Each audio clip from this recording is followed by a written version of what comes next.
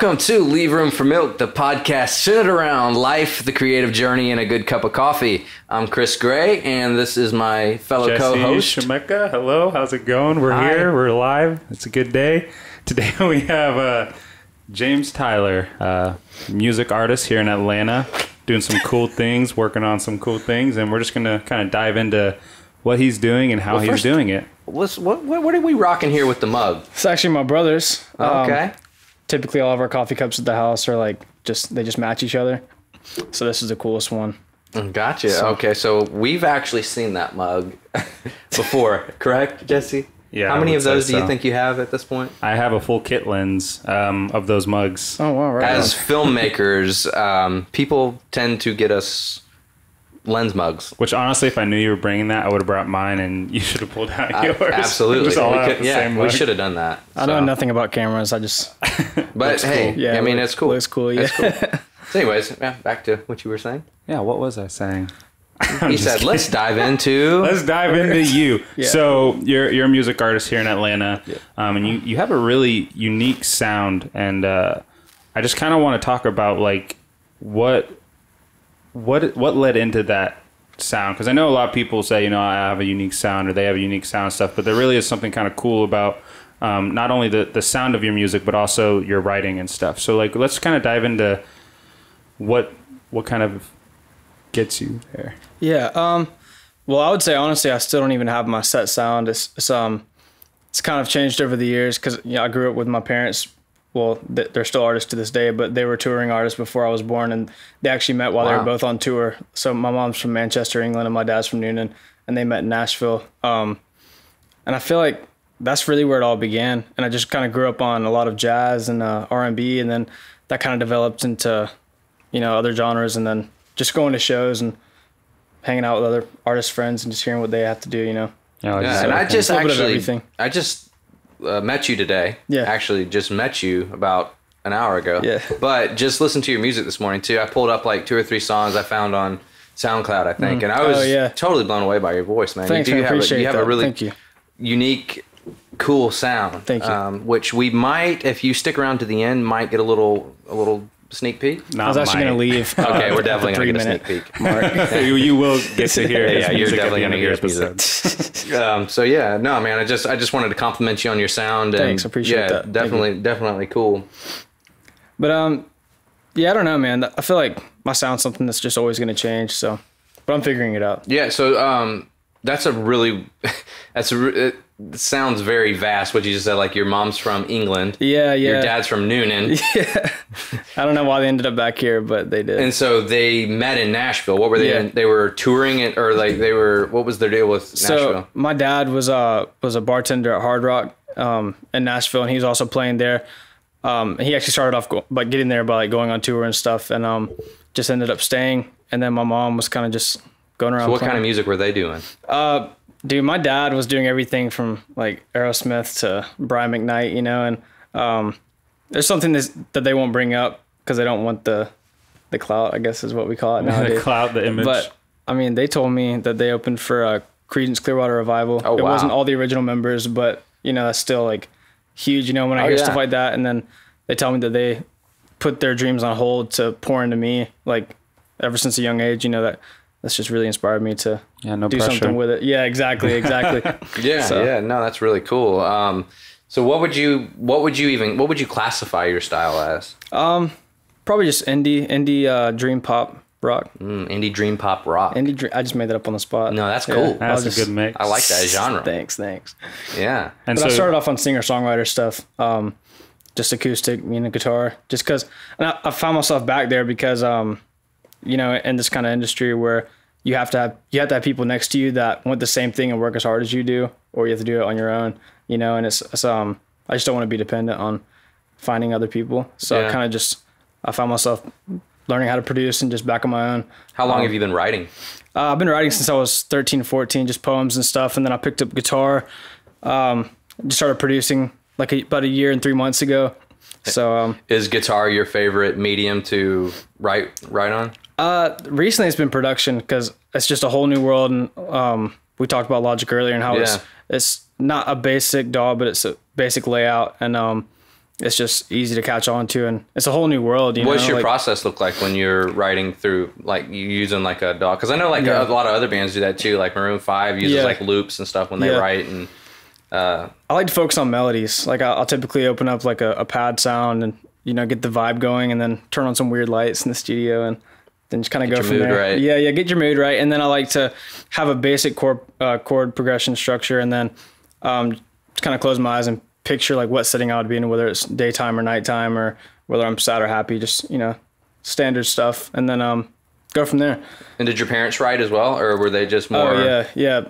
My mom is an insane writer. She still writes to this day. Like the song that I'm gonna play later, she actually helped me write it, and she's incredible.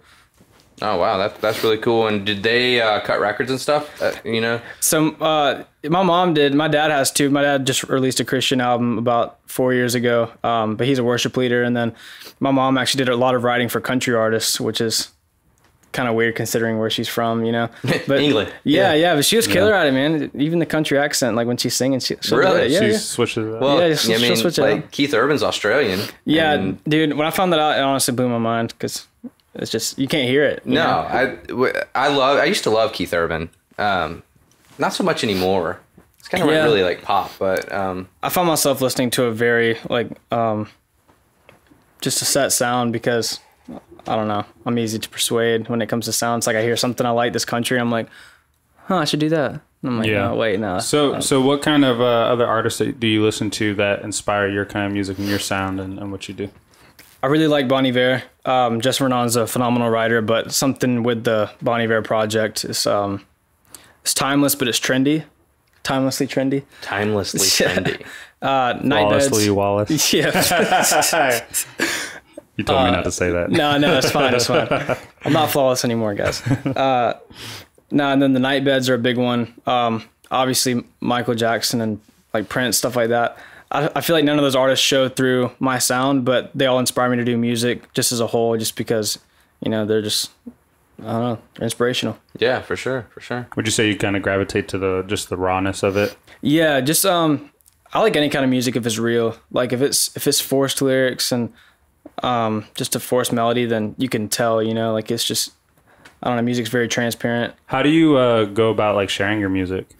I'm pretty good about walking up to people and just word of mouth. Like I was in TJ Maxx the other day, just waiting in line, and I kind of kept making eye contact with this person next to me, and I was like, hey, you have Spotify? Because you have to be like that. You have to be like that, Because I feel like online's cool, but there's a lot of automated messages that go out, and people are like, hey, check out my music, and you can't tell if they're being genuine. Yeah. And I want people to know that, like, that you're proud of your work. But that you also want them I'm genuine, like, I don't know. I don't think I've ever heard like anyone doing that. Like actually going up to people and be like, hey, I think you'll like this song. Yeah. I don't even say that. I'm just like, hey, do you have Spotify? Check me out. You should just sing to them. Yeah, that'd be cool. Sing the question. Have you ever had anyone that said that they don't know what Spotify is? I've had people say that they don't have Spotify, iTunes, anything. And I'm like, do you have YouTube? And they're like, no. And I feel like, I don't know, man. I ran into this guy on set. And he was like so frustrated with like Apple Music and stuff. He was like, I just want a place where I can like pull my music. Like, have you heard of Spotify? And I was like, yeah. And he's like, is it any good? Like, what is it? I'm like, Spotify's the best, man. Like, bro, like you don't know what that is. Spotify's all I really like stay on. It really changed the game. I mean, I'm on everything, but dude, Spotify, yeah, dude. Just Spotify for Artists is one of my favorite apps too. Just being able to watch the numbers go up daily and the analytics. I catch myself going out and talking to people in person about my music, and then the next day you watch it go up by that exact amount of numbers that you talk to. It's like, oh, that's cool. I know those people. It's just, so you're it's like, not okay, just random so numbers. now I just need to talk to 8,000 people a day. Yeah. No kidding. Just gotta get the platform. Yeah, that's the thing, man. You gotta have the platform to advertise, but. Yeah, and so you had said that a little bit when we were talking before we got into this about the platform and how important that platform is to you. So, why do you think that platform is so important? Like, what's, it's obviously a goal to become this big famous person, but ultimately is to have this platform. And so, like, why is that so important to you? Well, everything else that comes with fame is really materialistic, and I grew up with my parents being ordained ministers and stuff, so like, I was always taught that the only thing we really have to like that we can keep with us and to offer to other people is just like sharing what we know and, and what we feel like could help others. So I feel like with that platform, a lot of musicians are idolized for not good reasons, and they're spreading that, and like music, and it gets to people, it's personal, it's universal. And, I just feel like we could change the world. Yeah. Probably won't see you like twerking and stuff. Nah. No. I used to dance. Could never twerk. This is cheesy, but with great power comes great responsibility. Yeah, you're right. And when you have a platform like that, yeah. I mean, that I would say that's, one of my goals. It really isn't, obviously doing feature films and stuff is a dream, and I'd love to do that, but I'd love for it to actually say something. Yeah. That's what it's about, man. We could change lives with this, and that's the beauty in our craft is, music and film hits people personally. It's not like, sports are fun to watch, but like music, man, that gets stuck in your head, you keep reminiscing the lyrics, and then you're like, what do these mean? And it does impact your life, Like I caught myself in middle school listening to a lot of questionable music, and it was affecting my character, and like my dad told me I would do that, but it's because I love music so much, and when I'm in it, and it surrounds me in my life. Yeah, I totally did that same exact thing. Listening did to. any of you guys go through like a rap phase in high school? Oh yeah, dude. Honestly, I'm kind of still in it. Absolutely. It's dude, not. My dad was like, "This is gonna affect your character." Blah blah. I'm like, "No, it's not." And I'm like walking to school, my pants are baggy, and exactly. I have a little bit He's more. wearing Jinkos. Yeah, wearing Dickies shorts and like a cholo or something. I still listen to rap. Like I said, if it's real emotion. But dude, honestly, a lot of it's the instrumentation, because like it makes you feel something, like the beat. And I used to tell my dad, like, I listen to it for the beat and for the progressions and stuff. And he's like, the music, the lyrics seep through, it goes deeper than that.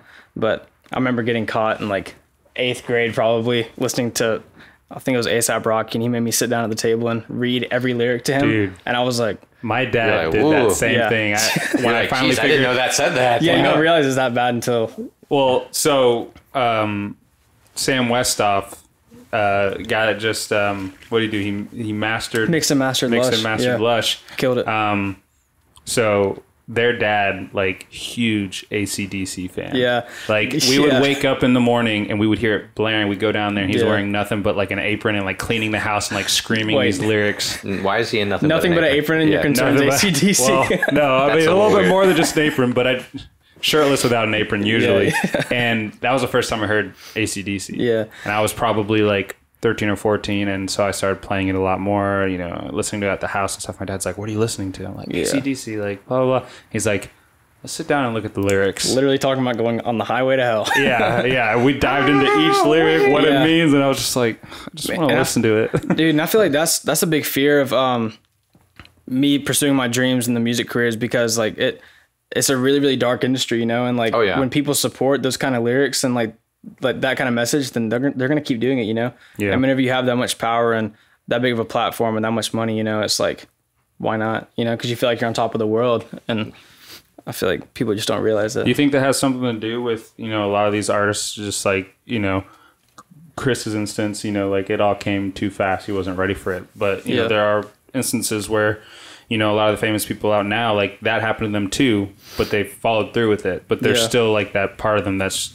wasn't ready for it. And so they kind of have this platform that they don't really know what to do with, is what it seems like to me, at least. Yeah. People just, I don't know, man. It's just the industry, dude. It's just the industry. People get sucked in. People are too influential, and that's just how it goes. So tell me about this Crown. This was your first record? Yeah, this was my first record. This is the first song I produced by myself. Got Jude Smith he actually co-produced some of it and mixed and mastered it for me. Do y'all know Julian Smith, the YouTuber? Yeah. Hot Kool-Aid video. So it's his younger brother. Yeah. And there's actually a story behind this. People think that I'm just using skulls because I like skulls. and that's it. And because we all have skulls. But it's actually meant to represent "Till Death Do Us Apart." And it was coming up on Halloween, and so I was trying to get in the mood and also keep it like not too morbid, so I threw some glitter in there. I actually got all the supplies at Michael's and Dollar Tree. So they're like, "What are you doing, young man?" And, making an album cover. Yeah, and Julia Harris actually did that logo for me. Top left. We've had Julia on the Harris. It's actually Julia Ray. Yeah, we've had Julia Ray on the show before. Man, she's awesome. Many months ago. Yeah, she killed that. Had it sent to me in like 5 minutes after I asked her for it. Oh wow. She's like, "What do you want it to have?" It's like my name and a moon. My name and the moon. Yeah. What's the significance of the moon? There's actually a really long backstory, and that's it goes back to music and why I started it, or not why I started it, but what started the path for me. And so when I was about 15, I got diagnosed with prolonged QT syndrome. I found out I had it when I was going to do a physical because I got asked to be on the football team at school, and I was like, okay, it's something to do. So what is that? So basically, if these are the Q and T intervals of your heart. So if say you get excited or sad or like, boom. Yeah, it's like you have the rhythm right here, but it's within these, but mine are like out here. So like, you know, when you pull up the LFO on a synth and the frequencies go like this, it just takes longer for it to, you know, get through these two intervals. So it's just, I don't know, it's not contained. So I have to take like beta blockers and stuff to keep my heart rate maintained and keep it regular. So basically, when I found out I had it, I was reading a lot on it and found out your heart's at its weakest point between 3 and 5 a.m. So out of fear, I found myself up and wandering around and finding something to do with my time, like at this late at night when my family's asleep, you know. So I found myself outside a lot, just walking up and down the street and backyard and stuff. And literally the only thing that was illuminating was the moon. And I kind of just gained a connection with it. And I don't know, it kind of sounds a little cheesy, but that was literally the only thing, you know, when it's that dark outside. Yeah, exactly. Moonchild. Yeah. That's interesting. And, so you stay up at that time just because of what, like you're kind of like fearful or like something would happen in your sleep kind of deal? Yeah, exactly. It's just out of fear. Just with it being when your heart's at its like weakest point, most vulnerable point throughout the day. So I kind of just... Is that something that's gotten better over time, or is it something that you'll always have that same? It's not curable. You'll always have it. But they have beta blockers and stuff. It's fairly new. Came out within the past couple dozen years. So, but I don't know. We're learning about it, but it's maintained, so I'm not too concerned about it. So you're up pretty late. How does that affect like the music you produce and like how you go about that? Because I would imagine you're up writing or you know. Well, like I said, whenever I come up with a chord progression, I like to incorporate like what I'm feeling when it comes to what time of day it would be or like my feelings. And so whenever I started like having these feelings and stuff, I actually wrote October Moon, which was my first single that I released when I was 15, and actually just got a tattoo for it. And the moon, crescent moon. Nice. And so my girlfriend actually showed me the shape of the moon on my birthday, like the day I was born, and it's the same thing. Let me like see the tattoo. Yeah, for sure. I thought it was crazy because like I just got it. I didn't know it was the same as like, on my birthday, but it's just a crescent moon. Nice clean outline, which I dig. It. Yeah, I like it, dude. Show the camera. Yeah. Can this on camera? For our listeners. Should you see that? Whenever you turn it that way, it kind of looks like a banana, though. No, that's cool. I like tattoos like that. Very simple. Man, it was really impulse. I had a dream that I was tatted, and I woke up and it was like Siri called Third Eye and Noonan, and I was there in 30 minutes. So, but I'm glad I got it. Yeah, cool. That's nice. How do you feel about you know, your music? Gosh, I can't talk. Your music coming up in where the music is now. Like, how do you feel about the music that's out now, where it's going, and where your music kind of fits in, all of that? I listen to a lot of like artists that are very much individuals in a sense that they don't have a sound that replicates others, and I just get a lot of inspiration out of that because you hear people say that every idea under the sun's been used, but that's so not true. Like, yeah, there's a certain amount of chords you can play, but I mean, there's ways to attack it, you know, and you can make everything your own. I mean, not every combination of words has been used. So, Lush then is your second studio album? Yes, and I produced this one as well, and then Sam actually mixed and mastered this one for me, and he did a great job as well. I recorded this one with my buddy Parker Crutchfield. I had the song produced, and he had just gone through a breakup with his fiance, and took a lot of like tugging at him to get him to come to the studio because it was a sore subject, and he didn't want to, you know, write on it. He didn't want to say anything he didn't mean. And I was like, well, you know, I'll make up an imaginary story in my head and I'll help write it without knowing details of his life and his relationship. And but that's why the album covers a ring. Cool. And I can't wait to I prefer this one over Crown. I'm happy with this one. I can't wait to listen to it. Which should probably be like the natural progression is that you like the song that comes after the song you did before, right? Typically when I release a song, by the time I drop it, I don't like it anymore because, you know, as a musician, I mean, you know, you go back and listen to it and you perfect it and you you try to perfect it. Yeah, you also just hear it so much. Same way with when we shoot a music video, we just by the time videos or even just shooting films in general. Yeah, just by the time it comes out, it's like just nitpick, and yeah. I'm always so like judgmental of myself, especially when my friends are as talented as they are. Like, you know, all the rest and the band Camino and like all those guys are phenomenal musicians, and it's like I try not to compare myself, but like they're good, dude. You know, and we're all in the same friend group, so it's like I don't know. There's always that self-doubt when you're creating something straight just from you, your head, your heart, you know, it's just but it's also a great feeling though. Cause you know, you got people to like grow with, you know, with your music, and it's all a process. Definitely. But so what's new? What's coming down the pipeline as far as songs and music? A total change of things. So this one's kind of slower, still big band sound, Crown's faster, but I'm planning on dropping an EP next year, and it's absolute funk, dude. It's just funky. Get out of here. Like, that's all it is, dude. It just synths and just vibey funk, dude. That's all it is. Wow, it's amazing. So, yeah, it's gonna be cool. It's gonna be fun. I like switching it up though, because like it's cool to have your own sound, but I don't want to bore the listeners, you know, especially when there's an endless amount of things you could do. You know, like why? Yeah, why do the same thing over and over again? If people like me and my music, then they'll listen to it no matter what. You know. Yeah, that's awesome. Yeah, keep it interesting, keep it different. What would you say is like kind of like maybe the highlight of your career so far at this point? And how do you want to top it? Yeah, dude, honestly, dropping out of high school, 10th grade, and moving to Europe for a year was my like top. What? Yeah, dude. And wow. Obviously, I was like, ugh. How did the parents feel about that one? They were fine about it. They encouraged it. Pretty supportive. Yeah. Wow, that's amazing. That's not something that I think you my hear. parents would have just said, "Stay in Europe." Yeah. No. Yeah. I was planning. That's fine, on but you're not coming home. I had a lot of character building things happen over there, like everything from me getting to play on big stages in Madrid, Spain.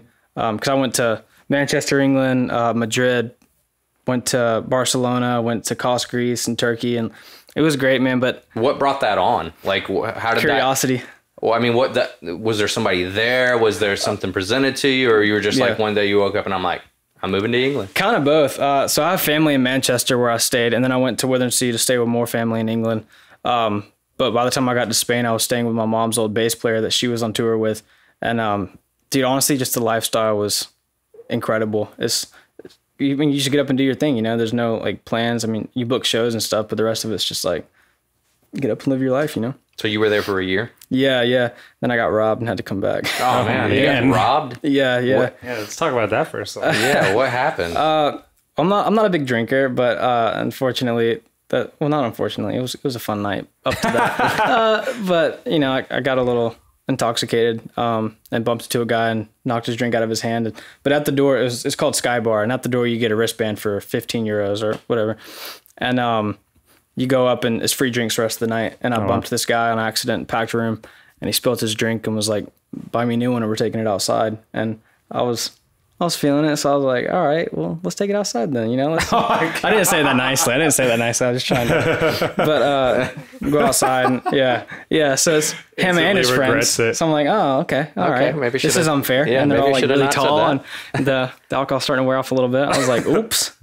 Yeah, that's a big one. So basically, got your butt kicked, and they took your money, and okay, well, then I got up and walked up to the street, and man, took a taxi home, forgot my wallet was stolen, and had to run from the taxi driver. Yeah, going out of country is always interesting because like there's like the tourist side of you that wants to like go and explore and stuff, but then there's the other side like, well, there's certain places you shouldn't explore. I went to Costa Rica for a wedding. I was filming a wedding, and I had a free day before the wedding, and so I went and explored with my camera and stuff, and was kind of walking around the villa and all that stuff.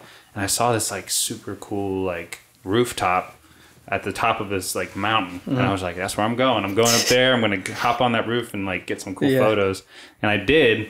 And there's this like two guys just kind of trailing me, and I didn't think anything at first. I kept kind of going on my little walk up the mountain, got up there, got my picture, and the two guys were like kind of like chilling by the rooftop I was at, like almost like waiting for me to get down. And I was like, okay, I got to be a little bit smart about how I do this. And so what I did was the houses are so close together that you can kind of roof hop. Oh, he did. I was kidding, but he did. I pulled a little Spider-Man. I like roof hopped until I got to a spot where they couldn't get to easily. Yeah. Dropped down, kind of made my way back down to the safe part of where I was at. Yeah.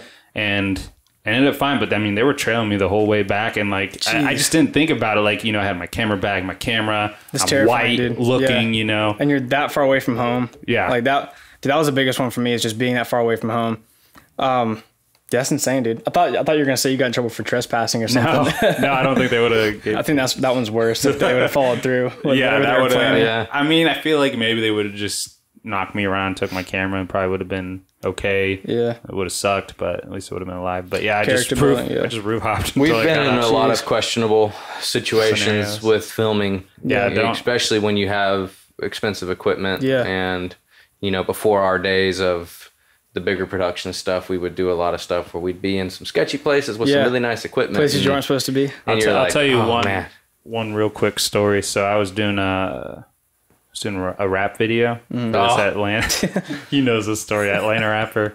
And I won't go into who it is. There's no point. But I don't know if you've ever seen that meme or that gif of like the white guy like filming rapper, and they're like all like pointing guns at him like for the video and stuff. Yeah. That legit happened to me, but it was like a loaded gun that was hidden under the house. So like, set up the scene, you know, we're outside of their house shooting some stuff, and they're like, we want to get a shot, you know, on the side of the house like rapping. I was like, okay, cool. And so we go over there, got my little camera, I'm filming them, and then like there's 3 guys, there's the rapper and like 2 of his homies, whatever, and the other 2 guys like open up this like hidden I don't know, door, and like pull out 2 like assault rifles, and they're like feeling the song, and they're like, yeah, like, you know, like finger accidentally taps to the beat or something. And then they point the guns at the camera on beat, and I'm just like frozen. I'm just like, did you continue on?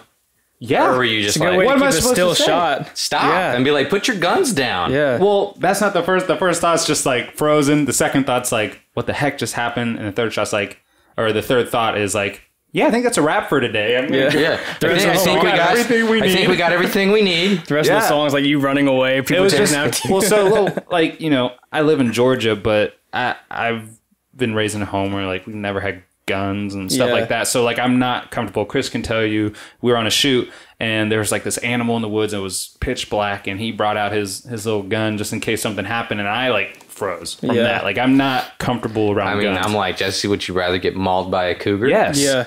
I mean, man, no, my answer wasn't yes to that. No, I'm just saying I'd rather die. I'd rather die. No, I feel that though, man. Guns are powerful. They are for sure. Yeah, I mean, I'm not scared of them. I'm scared of like some people that have them. No, absolutely. You know, because people are reckless, man. Yeah, absolutely. Yeah, I definitely agree that not everyone should have guns. Yeah, man, props to you for filming that, because I would have been out. Yeah, I edited the video, like, got paid, guys. And mom's calling me, dinner's ready. Yeah. It worked out. Yeah, I actually got to run. Guys. So on that note, what do you want to leave people with, you know, whether it's about your music or about how you're approaching things with your music? I want people to just not only listen to my music, but analyze it, because I feel like producers are guilty of that. But it's for analyzing. Like, you can throw it on your playlist and stuff if you like it, and if you don't, then that's fine. But you have to read into it, because there's always a story, and I wouldn't put a song out if there wasn't like a story behind it or like an emotion that I wanted to portray, you know? Okay. Yeah, so that's really cool. Yeah, so, and then the song you're about to perform, what's the name of it? Dear Big Brother. Okay. Kind of go into a little bit about that, maybe not too much, but kind of talk about like what inspired you to do that song, and then we'll go ahead and play that song. Cool. Big Brother is a reference to the government, and I just don't believe that there's anyone with that much power that doesn't have secrets, you know? Oh yeah. And I mean, that's not a secret that everyone thinks that, you know, like everyone's saying that there's a cure for cancer, and that just the Illuminati. Yeah, they're just doing stuff, man. Like, obviously we're not gonna know about it because we're civilians. Yeah, you know? We're the peasants, the test subjects. But that's one of the main reasons why I want to do music, because I feel like there should be people with platforms that promote like goodness and love, and not secrecy and hatred, you know? And I feel like, I don't know, they just need to be called out. Yeah. So let's turn our phones off before I play it, then. Are we about to call them out? No, you can't turn them off. You have to take them out. You have to take out the battery. Yeah, in a separate room. iPhone, you can't do that, so we just have to chuck it into the woods. Yeah, everybody throw your phones in the other room. And, that's so awesome. I was playing that song at Vine Light in downtown Noonan for Noonan Unplugged. I started playing it and I make a joke about everyone turn your phones off, and I started playing it and immediately sirens start coming up the street. And I stopped and I was like, guys, they're about to arrest me. Like, just keep filming. And everyone laughed, but they pulled up in the parking spot and got out and started walking down the block. Dude, I was petrified. You're like sweating. You're petrified. Like, I was like, it's just a song. It's just a song. Yeah. It's artistic funny expression. enough. Yeah. Like in the 60s, 70s, 80s, it was like, Big Brother, they're watching us through the TVs. And it was only the stoners. Now it's everybody. In the VCR. But what's funny now is everyone's got an Alexa. Yeah. Alexa, what is... Yeah. And it's like, that's... Whenever they first came out and you would say, Alexa, do you work for the FBI? And it would just shut off. Like it would. Oh, yeah, I remember that. Like I remember a red that. ring. It's like... Yeah. I mean, I think people have just gotten to a point where like they know that they're being listened to and they don't care. Man, it's about to turn into a conspiracy theory. No, I'm totally a conspiracy theorist. It's about turning into a song, man. That's what the song's about. Well, let's write something. Well, how about this? Yeah. We'll let the song speak for itself. Yes. It's 3:21. Dude, I have all the time. All right, man. Let's do it.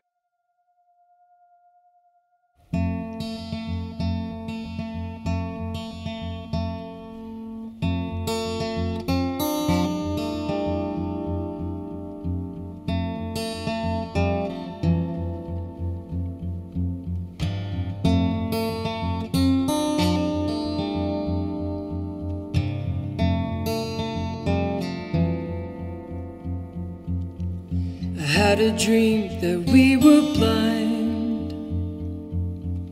We had no sight, no track of time. The room they built was void of light, and all we felt was gray and white.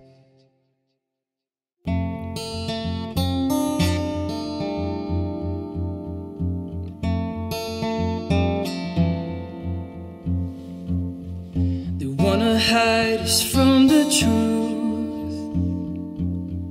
They have a cure, I know they do. Fingerprints in the phones we use.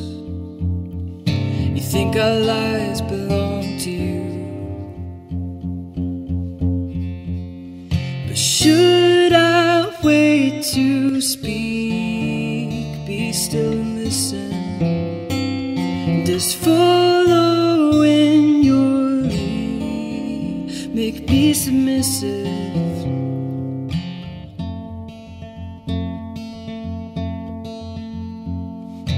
Born naked, now clothed in truth.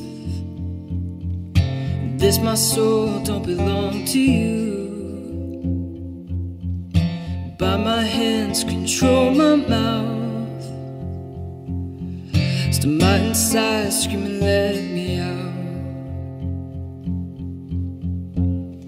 Should I wait to speak? Be still and listen. Just follow in your lead. Make me submissive.